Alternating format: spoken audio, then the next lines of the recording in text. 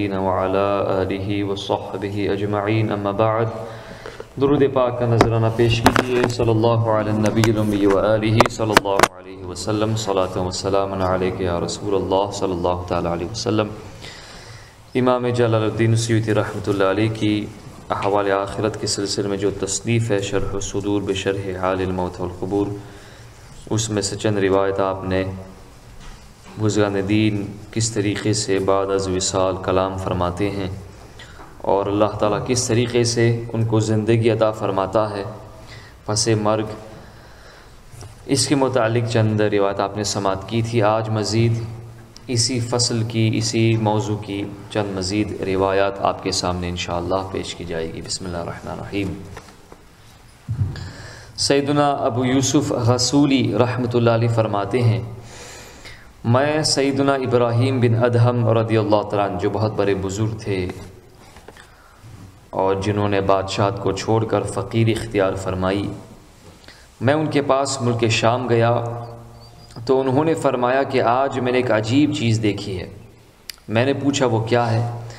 فرمایا میں ایک قبر کے قریب کھڑا تھا کہ اچانک وہ شق ہوئی، وہ پھٹی کھلی اور اس میں سے خضاب لگائے ہوئے ایک بزرگ ظاہر ہوئے اور فرمایا کہ اے ابراہیم پوچھو، کیونکہ اللہ رب العزت نے مجھے تمہارے لیے زندہ کیا ہے۔ سبحان اللہ۔ میں نے کہا ما فعل اللہ بک، اللہ رب العزت نے آپ کے ساتھ کیا معاملہ فرمایا ہے؟ تو انہوں نے فرمایا کہ میں برے اعمال لے کر رب عز و جل کی بارگاہ میں حاضر ہوا تو اللہ رب العزت نے ارشاد فرمایا میں نے تجھے 3 باتوں کی سبب بخش دیا ہے۔ پہلی بات تو یہ کہ تو مجھ سے اس حال میں ملا کہ مجھ سے محبت رکھنے والوں سے محبت رکھتا تھا، یعنی تو اللہ تعالیٰ کے ساتھ محبت رکھنے والے اولیاء کرام کے ساتھ، بزرگان دین کے ساتھ، علماء کرام کے ساتھ محبت کیا کرتا تھا۔ اور دوسری بات یہ کہ تیرے سینے میں ذرہ برابر بھی حرام گھوٹ نہیں اترا تھا، لقمہ حلال اور تیرا پانی بھی حلال تھا۔ اور تیسری بات یہ کہ تو مجھے خضاب لگائے ہوئے ملا، یعنی تیری داڑھی سفید ہو چکی تھی، تو بوڑھا ہو چکا تھا ایمان کی حالت میں اور اس پر تو نے خضاب لگایا تھا۔ تو یہاں پہ یہ بات واضح کر دوں کہ خضاب صرف جو ہے شرعی اعتبار سے وہ ہے کہ جس کے اندر سیاہی نہ ہو وہ خضاب لگا سکتے ہیں، باقی دوسرے خضاب جو سیاہی ہے یا سیاہی بمائل ہے ایسے خضاب لگانا یہ ناجائز ہے۔ تو آپ نے خضاب لگایا، آپ نے خضاب لگائے ہوئے آپ میرے پاس آئے ہیں، اور جس نے خضاب کیا ہو اسے آگ کا عذاب دینے میں مجھے حیا آتی ہے کہ اس کی اتنی عمر ہو چکی ہے ایمان کی حالت میں۔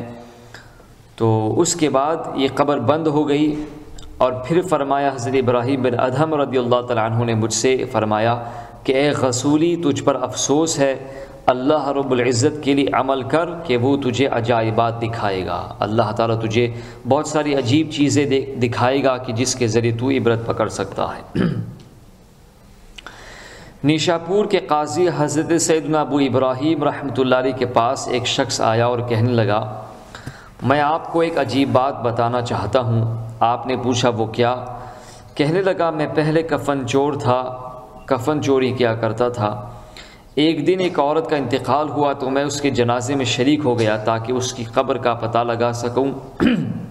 جب رات ہوئی تو میں نے جا کر قبر کھودی اور کفن اتارنے کے لیے ہاتھ بڑھایا تو وہ بول اٹھی سبحان اللہ، جنتی مرد جنتی عورت کا کفن چورا رہا ہے۔ پھر کہنے لگی کیا تو نہیں جانتا کہ تو نے میری نماز جنازہ پڑھی ہے؟ بے شک اللہ رب العزت نے میری نماز جنازہ پڑھنے والوں کو تمام لوگوں کو بخش دیا ہے۔ سبحان اللہ۔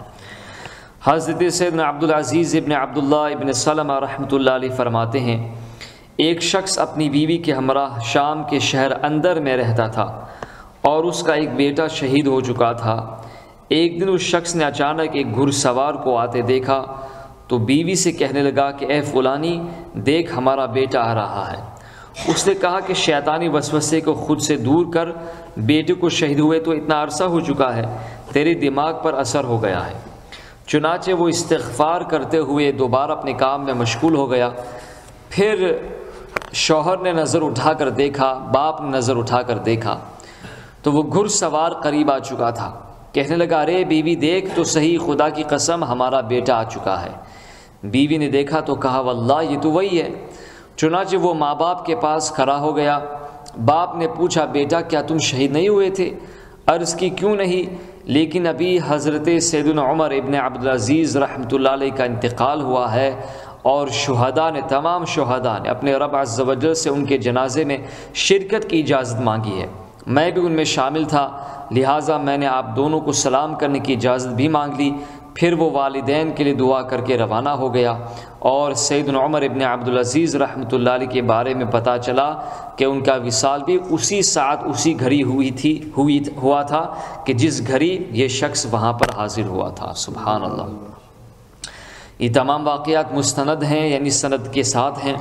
محدثین نے اپنی کتابوں میں اپنی اسانید کے ساتھ انہیں ذکر کیا ہے، اور اس کی تصدیق و تقویت کے لیے اب میں وہ بات ذکر کرنے لگا ہوں جو سیدنا امام یافعی رحمۃ اللہ نے بیان فرمائی۔ وہ یہ کہ سیدنا امام یافعی رحمۃ اللہ علیہ فرماتے ہیں کہ مردوں کا اچھی یا بری حالت میں نظر آنا ایک قسم کا کشف ہے، جسے اللہ رب العزت کبھی بشارت، کبھی نصیحت، کبھی میت کی کسی مصلحت جیسے ایصال ثواب یا ادائے قرض وغیرہ کے لیے ظاہر فرماتا ہے۔ یعنی اگر کسی میت کو برے حال میں دیکھا جائے اور گھر والے اس کو دیکھے تو گھر والے اس سے عبرت پکڑیں اور اس میت کے لیے، اپنے گھر والے کے لیے زیادہ سے زیادہ ایصال ثواب کریں، تاکہ انشاءاللہ اللہ تعالیٰ اس کی حال کی اصلاح فرمائے۔ اکثر طور پر ایسے واقعات خواب میں رونما ہوتے ہیں، لیکن کبھی بیداری میں بھی ہوتے ہیں، اور یہ اصحاب حال اولیاء کرام کے لیے بطور کرامت ہوا کرتا ہے۔ ایک اور مقام پر آپ نے فرمایا کہ اہل سنت کا عقیدہ ہے کہ بعض اوقات اللہ رب العزت کے ارادے سے روحیں علیین یا سجین سے واپس جسموں کی طرف لوٹائی جاتی ہیں، بالخصوص جمعرات کو، اور وہ بیٹھ کر آپس میں گفتگو کرتی ہیں۔ انعام یافتہ روحیں راحت پاتی ہیں اور عذاب کے حقداروں کو عذاب دیا جاتا ہے۔ مزید فرماتے ہیں جب تک ارواح علیین یا سجین میں ہوتی ہیں تو ثواب و عذاب ارواح ہی کو ہوتا ہے، لیکن جب وہ قبروں میں ہوتی ہیں تو ثواب و عذاب جسم اور روح دونوں کو ہوتا ہے۔ ایک اور بات یہاں پر نقل کرتے ہیں کہ احادیث اور واقعات سے ثابت ہوتا ہے کہ مردے اپنے زائرین کے آنے کو جانتے ہیں، یعنی جو زیارت کرنے والے ہیں ان کو جانتے ہیں، ان کی بات سنتے ہیں، ان سے انسیت حاصل کرتے ہیں، اور ان کے سلام کا جواب بھی دیتے ہیں۔ یہ بات انہوں نے کس سے نقل کی ہے؟ یہ انہوں نے ابن تیم جو تھا، ابن تیمیہ کا جو شاگرد ابن قیم جوزیہ، جو اس کا خاص شاگرد تھا، اس سے انہوں نے یہ بات نقل کی ہے۔ یعنی یہ دوسرے لوگوں کا بھی یہ عقیدہ ہے کہ عام مردے جو ہیں ہماری باتوں کو سنتے بھی ہیں، کلام بھی کرتے ہیں، ہمارے سلام کا جواب بھی دیتے ہیں۔ یہ شہداء اور غیر شہداء سب کے لیے ہے۔ ابن قیم جوزیہ کہتے ہیں کہ یہ سب کے لیے، ابن قیم جوزیہ یہ سلفی جس کو مانتے ہیں ابن قیم جوزیہ کو، یہ ابن تیمیہ جو ان کا سرگروہ ہے، اسی کا یہ شاگرد ہے، اسی کا یہ یوں سمجھے اس کا خلیفہ ہے۔ تو اس نے کتاب روح لکھی ہے، اس میں یہ ساری باتیں نقل کی ہیں۔ تو جب ہم یہ بات بیان کرتے ہیں تو دوسرے لوگ کہتے ہیں آپ کی دلیل کیا ہے؟ تو ہم کہتے ہیں کہ آپ کے بڑوں نے یہ باتیں لکھی ہیں، ان کی کتابیں تو پڑھو آپ لوگ۔ تو کہتا ہے کہ یہ شہداء اور غیر شہداء جو شہید نہیں ہوئے ان کے لیے بھی ہے، عام مومنین کے لیے بھی یہ اللہ تعالیٰ نے یہ شرف بخشا ہے کہ وہ اپنے زیارت کرنے والوں کو جانتے بھی ہیں، ان کی باتیں سنتے بھی ہیں، ان کی باتوں کا جواب بھی دیتے ہیں، ان سے انسیت حاصل بھی کرتے ہیں، اور ان کے سلام کا جواب بھی دیتے ہیں۔ اور اس میں کوئی وقت بھی خاص نہیں ہے، ہر وقت یہ ہوتا ہے، لیکن خاص طور پر جو باتیں ہم نے پہلی روایت بیان کی کہ فرائیڈے کو اور فرائیڈے سے ایک دن پہلے جمعرات کو اور سیٹرڈے کو بھی اللہ تعالیٰ مزید مردوں کو طاقت عطا فرماتا ہے۔ یہ قول حضرت سید الضحاک رحمۃ اللہ علیہ کی اس قول سے زیادہ صحیح ہے جو وقت کے خاص ہونے پر دلالت کرتا ہے۔ پھر یہ کہ نبی کریم صلی اللہ علیہ وسلم نے اپنی امت کے لیے یہی مقرر کیا ہے کہ وہ مردوں کو اس طرح سلام کریں جیسے سماعت و عقل رکھنے والے کو مخاطب کر کے سلام کیا جاتا ہے۔ یعنی امام سیوطی رحمۃ فرماتے ہیں کہ نبی کریم صلی اللہ علیہ وسلم نے جو دعا ہمیں تلقین فرمائی، جو دعا ہمیں سکھائی مردوں کو سلام کرنے کے لیے، یعنی السلام علیکم اہل الدیار من المؤمنین و انا انشاء اللہ بکم لاحقون، یہ السلام علیکم کہا جاتا ہے. یہ کم حاضر کا لفظ ہے، حاضر کا صیغہ ہے. جو حاضر شخص ہوتا ہے جو سنتا ہے اسی کو سلام کیا جاتا ہے. السلام علیہم بھی نہیں بس بلکہ السلام علیکم. جو حاضر ہیں، پریزنٹ ہیں، سنتے ہیں اور سمجھ بوجھ رکھتے ہیں، ان کے لیے نبی کریم صلی اللہ علیہ وسلم نے یہ اشارتاً فرمایا کہ یہ مردے سنتے بھی ہیں، یہ سماعت بھی کرتے ہیں، سلام کا جواب بھی دیتے ہیں. اس لیے السلام علیکم کہو ان کو، السلام علیہم نہ کہو کہ ان پر سلام، بلکہ کہو السلام علیکم. ہاں سبحان اللہ. تو یہ الفاظ آ رہے ہیں. سیدنا ابو ہریرہ رضی اللہ تعالیٰ عنہ سے روایت ہے کہ نبی اکرم صلی اللہ علیہ وسلم قبرستان تشریف لے گئے تو ارشاد فرمایا السلام علیکم دار قوم مؤمنین وإنا انشاءاللہ بکم لاحقون. اے مؤمنین قوم کی جماعت، تم پر سلام ہو، انشاءاللہ ہم بھی تم سے ملنے والے ہیں.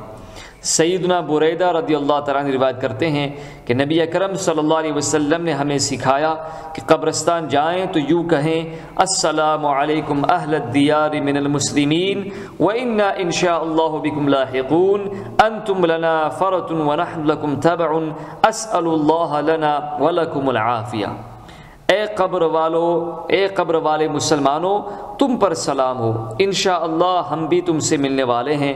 تم ہم سے پہلے چلے گئے اور ہم تمہارے پیچھے ہیں. ہم اپنے اور تمہارے لیے اللہ رب العزت سے عافیت مانگتے ہیں. یہ پہلی دعا جو تھی وہ صحیح مسلم کی روایت تھی. یہ روایت سنن ابن ماجہ میں سے ہے. ایک اور روایت میں ام المؤمنین سیدنا عائشہ صدیقہ رضی اللہ تعالی عنہ فرماتی ہیں میں نے بارگاہ رسالت میں آپ صلی اللہ علیہ وسلم میں عرض کی میں قبرستان والوں سے کیا کہوں؟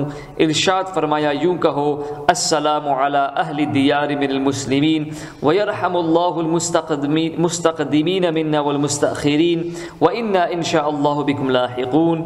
تم کہو کہ قبر والے مسلمانوں پر سلامتی ہو، اللہ رب العزت اگلوں اور پچھلوں پر رحم فرمائے، انشاءاللہ ہم بھی تم سے ملنے والے ہیں. حضرت عبداللہ بن عباس رضی اللہ تعالی عنہما فرماتے ہیں، یہ صحیح مسلم کی روایت تھی اور یہ روایت جو ہے یہ ترمذی شریف کی بات ہے کہ نبی اکرم صلی اللہ علیہ وسلم مدینہ شریف کے قبرستان سے گزرے تو قبروں کی طرف رخ کر کے کہا السلام علیکم یا اہل القبور یغفر اللہ لنا ولکم انتم سلفنا ونحن بالاثر. اے قبر والو تم پر سلام ہو، اللہ رب العزت ہماری اور تمہاری مغفرت فرمائے، تم ہم سے پہلے پہنچے اور ہم تمہارے پیچھے آنے والے ہیں. امیر المؤمنین سیدنا علی کرم اللہ وجہ الکریم قبرستان سے قریب ہوئے تو کہا السلام علیکم یا اہل الدیار من المؤمنین والمسلمین انتم لنا سلف فارط ونحن لکم تبع عما قلیل لاحق اللہم اغفر لنا ولہم وتجاوز بعفوک عنا وعنہم. اے قبر والے مسلمانوں تم پر سلام ہو، تم ہم سے پہلے چلے گئے اور ہم بھی کچھ عرصے کے بعد تم سے ملنے والے ہیں. اے اللہ رب العزت ہماری اور ان کی مغفرت فرما اور اپنے عفو و کرم کے طفیل ہم سے اور ان سے درگزر فرما. ایک اور آخری روایت آپ کے سامنے پیش کرتے ہیں. دو روایتیں. سیدنا سعد بن ابی وقاص رضی اللہ تعالی عنہ جب اپنی زمین سے واپس ہوتے تو شہداء کی قبروں کے پاس سے گزرتے ہوئے یوں کہتے السلام علیکم وإنا انشاءاللہ بکم لاحقون، یعنی تم پر سلام ہو، انشاءاللہ ہم بھی تم سے ملنے والے ہیں. پھر اپنے ساتھ والوں سے فرماتے کیا تم شہداء کو سلام نہیں کرو گے کہ وہ تمہیں جواب دیں، یعنی ان کو سلام کرو تاکہ وہ تمہیں جواب دیں. سبحان اللہ. سیدنا عبداللہ بن عمر رضی اللہ تعالی عنہما جب بھی کسی مسلمان کی قبر کے پاس سے گزرتے تو اسے سلام کرتے. سیدنا ابو ہریرہ رضی اللہ تعالی عنہ فرماتے ہیں جب تم اپنے پہچان والوں کی قبر کے پاس سے گزرو تو کہو السلام علیکم اصحاب القبور، یعنی اے قبر والو تم پر سلام ہو. اور جب انجان قبروں کے پاس سے گزرو تو یوں کہو السلام علی المسلمین، یعنی مسلمانوں پر سلام ہو. اللہ تعالی ہم سب کو موت آنے سے پہلے توبہ نصوحہ کی توفیق عطا فرمائے. اللہ تعالی ہم سب کو عافیت والی زندگی عطا فرمائے اور ایمان اور عافیت کے ساتھ گنبد خضرہ شریف کے سائے تلے موت نصیب فرمائے. جنت البقیع شریف اللہ تعالی ہم سب کو مدفن نصیب فرمائے. صلی اللہ